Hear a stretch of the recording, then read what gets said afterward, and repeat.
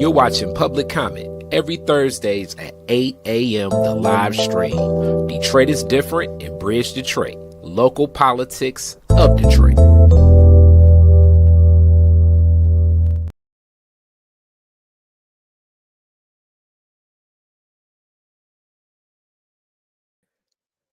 All right, welcome back. Welcome back to another episode of Public Comment. I am Khary Frazier here, and we cover municipal politics of the city of Detroit.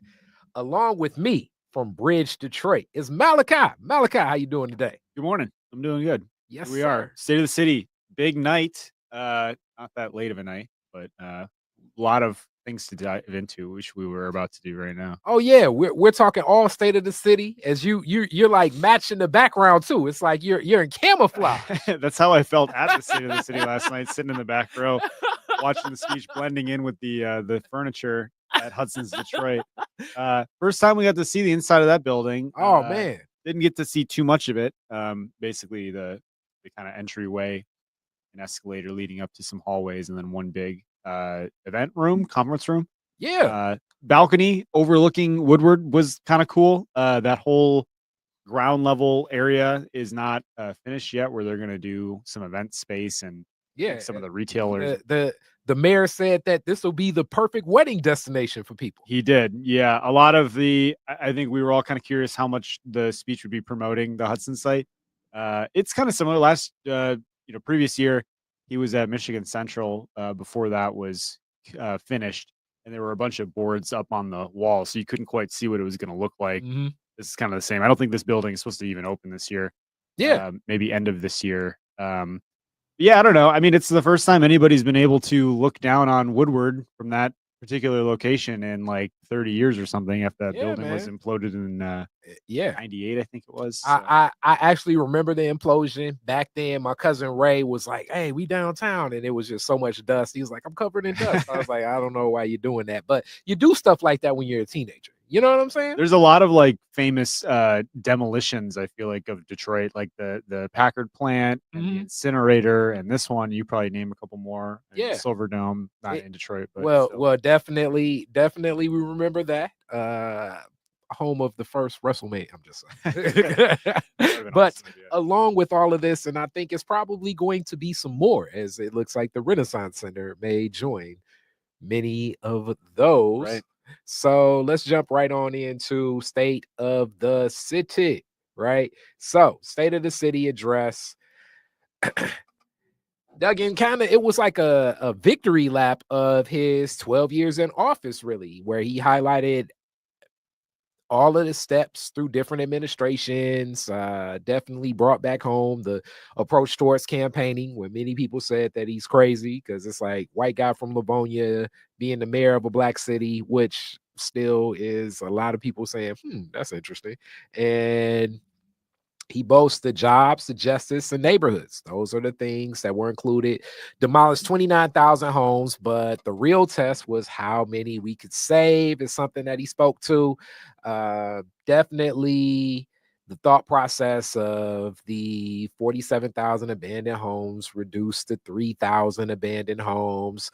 Claims that Black homeowners gain 70% of increased property wealth, which actually is true, but these are like kind of those, as we say, the sleight of hand tricks that go on. So as much as property values have raised in Detroit, also raising your taxes, and it's a conundrum sometimes with that property value raising, uplifted from that Anthony Adams interview, the amount of homeowners has deeply declined. This is transition from what I look at as one of the strongest homeowners bases at really that was already on the decline as he was entering office, to now we're looking at about 1-to-1 renter to homeowner, and it looks like that's going to become more and more of a difficult task. You're a relatively new homeowner, my brother. Yeah. So let's break down just a little bit of being a new homeowner, some of the things you're seeing, as the number one thing that most people see is the ballooning of property tax. It was funny because I kind of embody a newer person to the city. I've lived here since 21, so I'm pretty new still. uh, buying a house and being able to take advantage of some of the growth of the city, right? I live on the east side, about like 4 or 5 miles outside of downtown, the 7.2. But kind of running personally again, like counter to what the mayor said last night, in that like longtime Detroiters have really benefited from this growth. I mean, he's talked about this before as being like the people that stayed, that Duggan, convinced to stay, he said, uh, Yes. and held down these neighborhoods and, worked to keep them stable and into a point where they can be, primed for revitalization. Those folks who stayed deserve some benefit. And that is what this tax property value increase has done. It's added to their wealth. It's made their properties more valuable in the long run. $4.6 billion. He's got some breakdowns of how that affects Hispanic and Black and white homeowners. I think in that order is who's gained the most in property value. But his argument that it really has benefited the people that stayed. He like specifically said last night that we're not talking about like new people in the city. Well, again, I am a new person in the city that bought a Yeah. house last year, and my property values have gone up. I actually don't know how much, but I know there's a cap on your taxes at 5%. So people are protected somewhat from the growth of that. I mean, I'm not in a position to sell my house. I'm not going anywhere. I think a lot of this is kind of like, okay, the value of your house is great, but you are having to pay a little bit more in taxes every year when that increases. And then Hmm. when do you get to cash that out? Either, Yeah. I guess, when you sell the house to someone Yes. else And who's that coming new to the city, or and you give it that to a family members or something. Like, when does that translate into yes, more and wealth? that is the thing. So it's two things you can do with heightened property value, I guess. You can refinance, which is still selling home even back to yourself, or you can sell it to somebody else. Either than that, it's not an assumed gain. So it's such a, like I say, Duggan's one of the most savvy politicians in the administration, but definitely the thought process of like how to craft a message I've ever really seen. So I always say I tip my hat to Mayor Duggan because boy, oh boy, the how things are framed and presented, especially in a room with the room being curated with the people that will definitely support a lot of what is presented.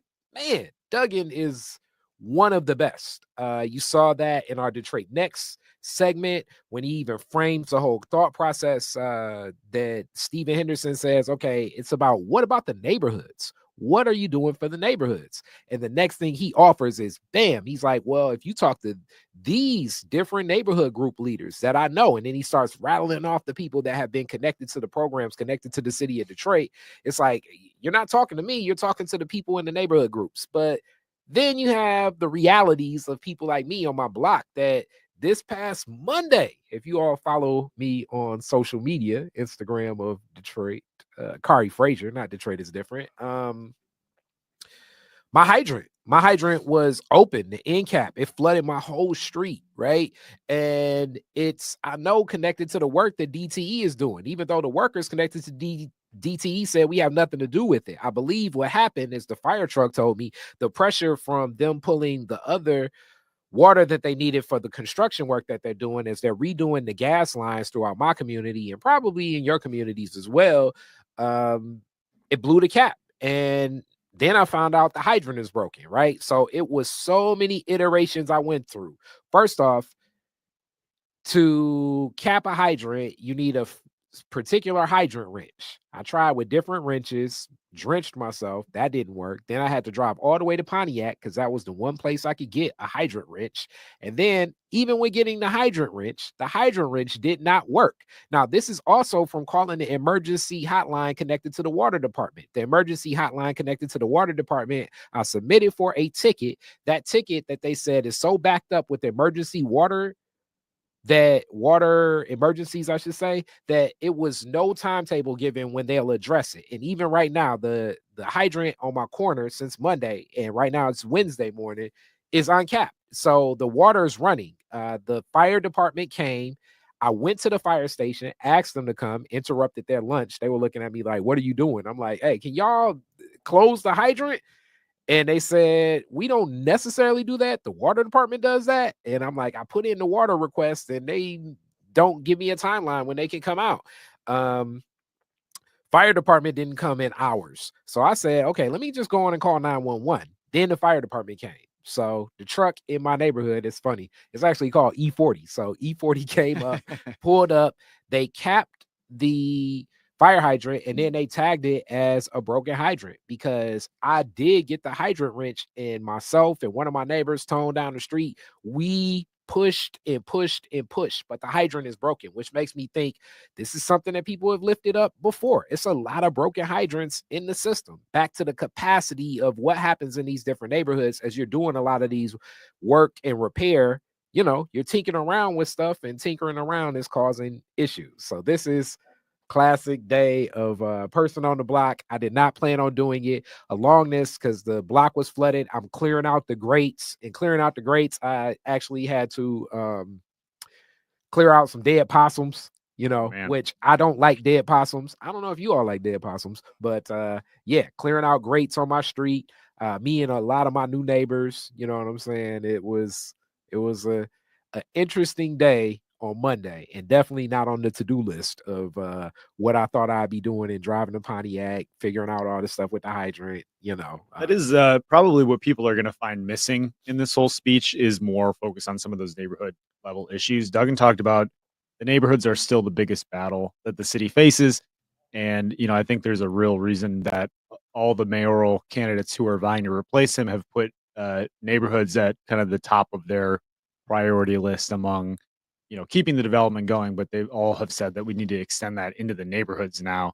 I think Duggan's general point of last night was to show that over the last 12 years since he took over, after bankruptcy, after emergency management, after, again, myriad financial issues the city was facing and population loss, that he's righted the ship, that there's better days to come. I mean, he said that the future is bright and whoever's coming in behind him is going to be in good shape.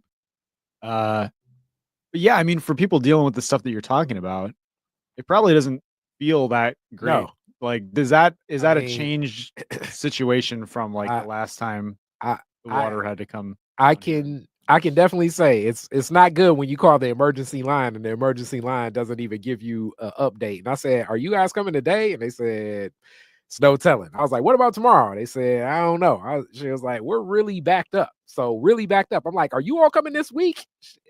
Couldn't even commit to this week. I'm like, damn, this is Monday. So if you have a water emergency, depending upon the water emergency, thank God it wasn't freezing because we would be ice skating out here if it were freezing. Yeah. I mean, no real discussion of infrastructure. There was no update on what's going on with the Southwest Detroit neighborhood that was flooded either, as a lot of those folks are getting they're filing insurance claims. And actually it's probably about time we in the media check up on how that's been going.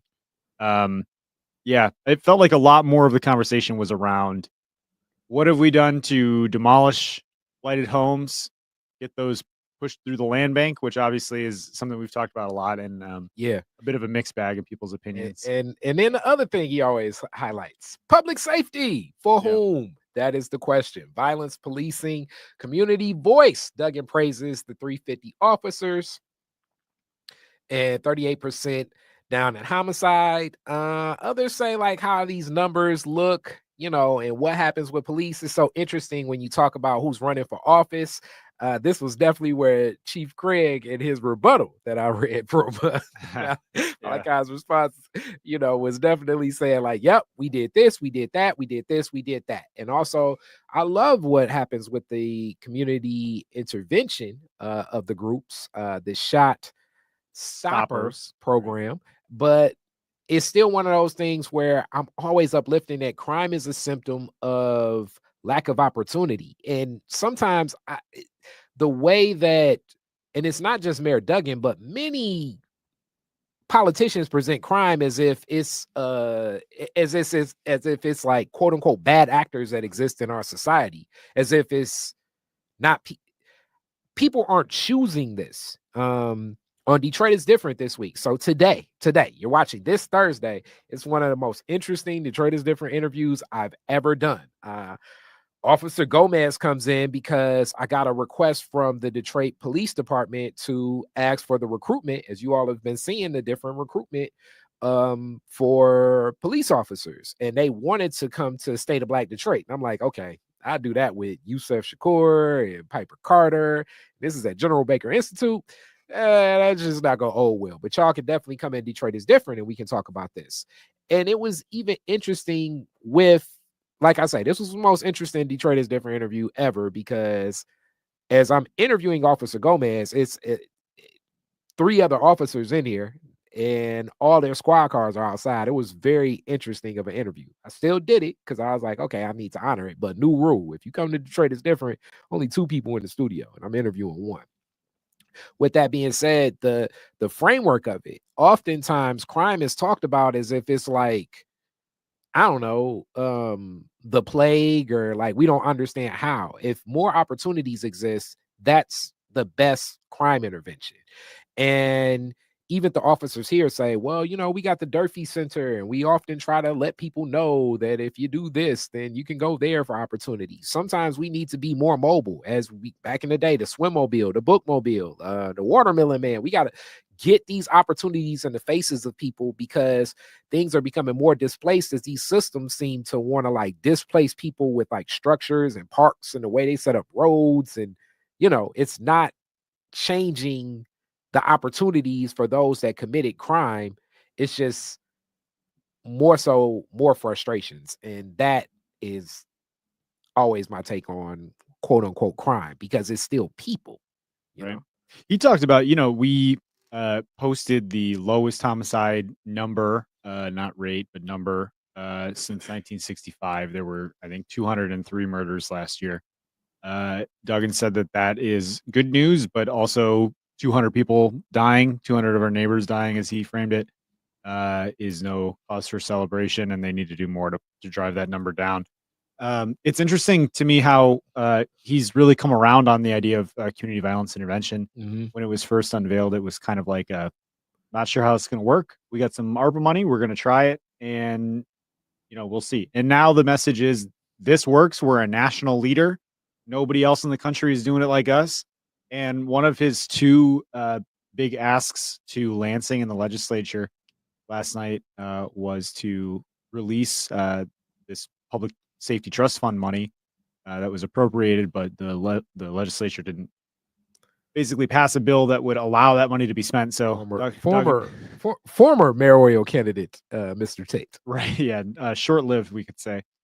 So, as Duggan said, that money's sitting up in an account in Lansing right now, and they would use some of it to fund CVI into the near future. I talked to Zoe Kennedy last night for just a minute, and they put some money in the budget to keep it going for another year, I think. But he said that advocates are going up to Lansing and starting to push people on that to get that state money, because it's a program that's working. I mean, he showed a map last night in the slide deck. I don't know. I'll tweet it out or later or something, but showing like there's a little red dot for every shooting and where the hotspots are and where those CVI groups are working. And, compared now to like, I think 2 or 3 years ago. And it's like noticeably different. Like the shootings have like really been reduced in those areas. So it needs to continue probably. And I believe just from knowing Zoe, and we're going to do some more things with Zoe and Force Detroit, it's about something understanding. Hence, even when he said, it's not about defunding the police, it's about getting more police. Nah, it is about defunding the police, because if you can get more intervention, you don't need police, because I believe policing is more reactionary, even though the police are intervening in a lot of ways, but they intervene differently, as I even uplifted, and they said we can have no parts of it. But coming soon is why would you shoot somebody for them from Detroit is different, because I think we're past so many of these discussions about violence, and we have such a violent culture.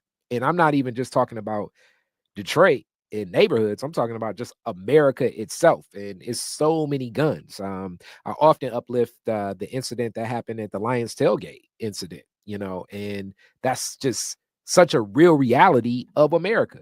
This is one of the few places where we just have accepted in our culture mass shootings. So, not to mention, like, even for entertainment, most of our forms of entertainment, we're watching some form of violence. So the other thing that we definitely got to uplift and development. It was happening at the Hudson site. And a lot of praise for Dan Gilbert, which is also one of those things that's like a moment for a lot of people that work in community, because his quote direct: Dan Gilbert has changed the course of the city, even under immense tragedy, which in reality is true. But Dan Gilbert was given so much of downtown, you know, and the framing of even the tax abatements and the tax captures that were given is as if Duggan's speech frames it like we weren't going to give this money to these people directly. We're going to give them tax incentives if they're going to change, and it's going to be based on outcomes. The thought process, just knowing what's so scarce and back to those opportunities that exist, is to choose anything is taking something away. Hence, so much attention has been poured into downtown. How much is going to be poured in the neighborhoods? And there definitely have been projects. I mean, I was on Dexter the other day, which this is another part of a lot of this development. You know, I'm looking at the work happening on my street and up at Dexter and all of that stuff. I'm not seeing anybody that's black. My community is all black, right?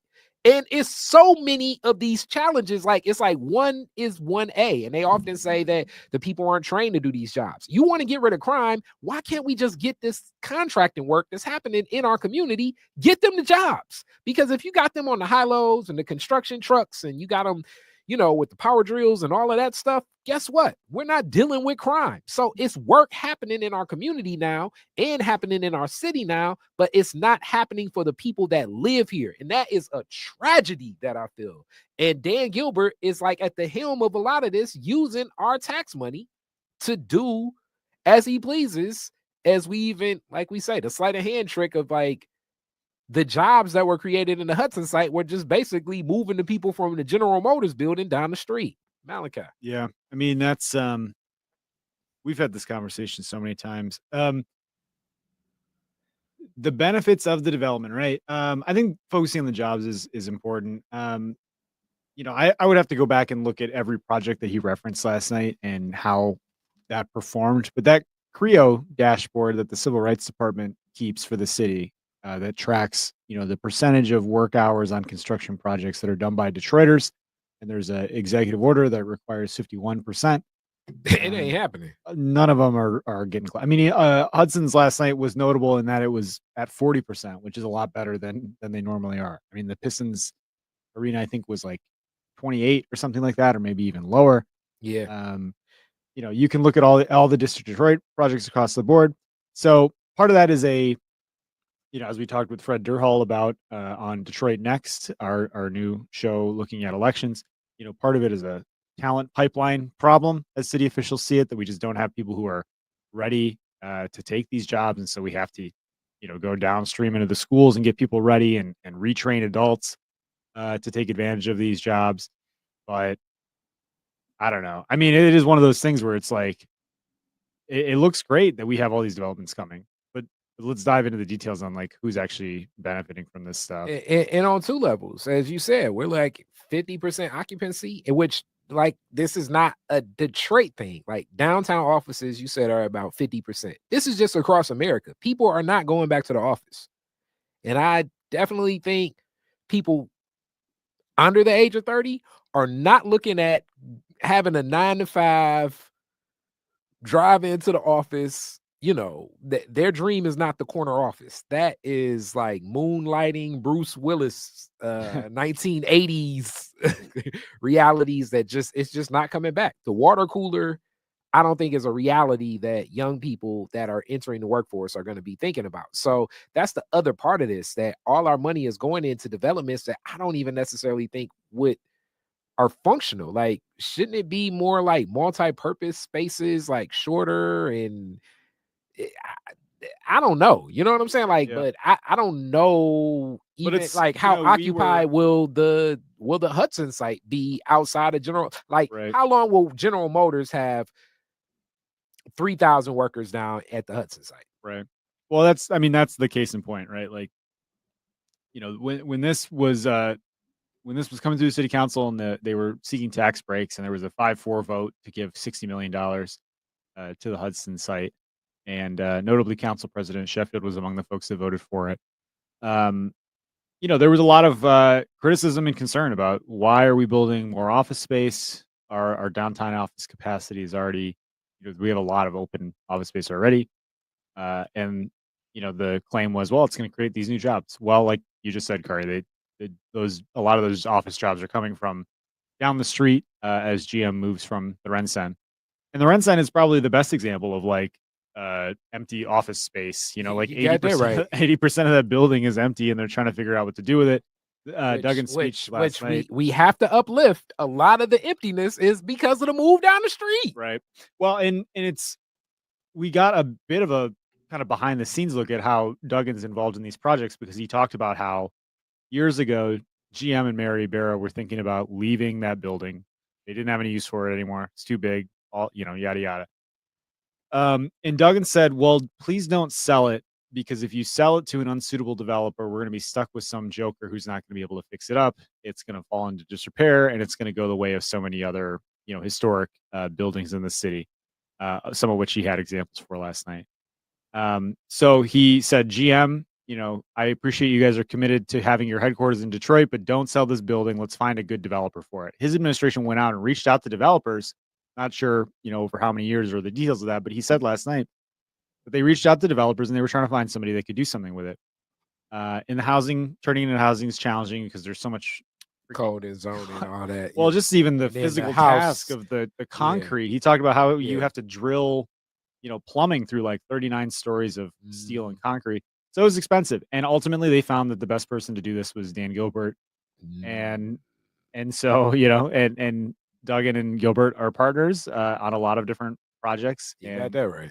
it's interesting that you see the Pistons executives thinking about what to do with the Uniroyal site down the riverfront. There's always a handful of people that are in these like really high level discussions about the little monopoly pieces of the downtown and the riverfront, what's going to go to who and what's going to happen with it. But yeah, anyway, my whole point was that the case for these office jobs coming from GM, that was something like a long time in the making. And we got a little bit more of a sense of that last night. But I was kind of expecting there to be some announcement or inkling of what is going into Hudson's, like who's the retailer going to be? It's, are there other office tenants that are going to be there? Well- We really got no updates on like the building Well, itself. I can definitely tell you from the macro. Hudson's eventually became Macy's, and with Macy's closing stores across the nation, it ain't probably gonna be them. It's know what I'm probably not saying? going to be some kind of department No. store or something like that. I mean, anybody that kind of wants the return of that, old experience and like the Christmases. I mean, they'll probably try to do some like Christmas programming to like make people remember that, but we're not going to get like a full No. service department store downtown, even though we probably could use one there. I think that would be helpful. No, I it's all tough. And then even as you uplift it, man,